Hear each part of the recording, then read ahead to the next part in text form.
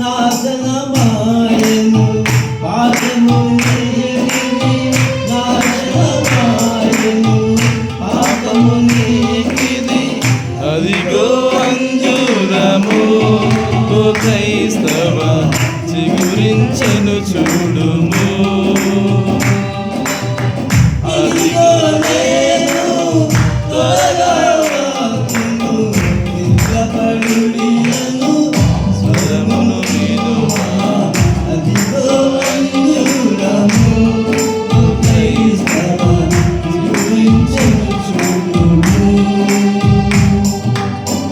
అంటే మనం ఆలోచన చేస్తే లోకమంతా ఎలా పోయిందంటే ఆ దేవుడు ఎరగని వారిగా కదా. మనకి కీర్తన గారు చెప్తాడు కదా, కీర్తన 14:1 ఏమంటాడు?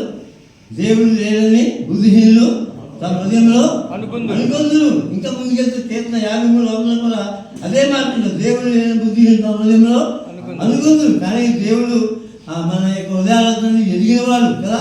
దేవుడు లేదని వాళ్ళు అనుకుంటే మాత్రం అయిపోద్దా? ఇవాళ తారీఖు చూస్తే ఇవాళ తారీఖు ఎంతమ్మా? 26 ఎక్కడి నుంచి స్టార్ట్ అయింది? క్రీస్తుకు పూర్వము కదా, క్రీస్తు శకం రెండే ఉన్నాయి. ఇప్పుడు మనం క్రీస్తు శకంలో ఉన్నాం.